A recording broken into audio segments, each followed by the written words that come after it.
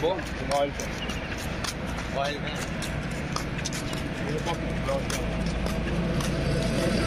ये ना कि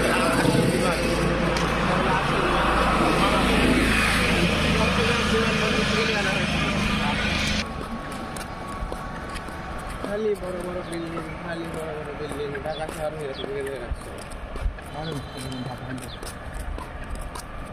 যেখানে বেশি পাইলেও পাইলে আদিবাসী একটা বিল্ডিং নিলেও মানুষ হিংসা করবে কে কয়তলা বানাতে পারে খারাপ দেশ হবে আমাদের হবে না কি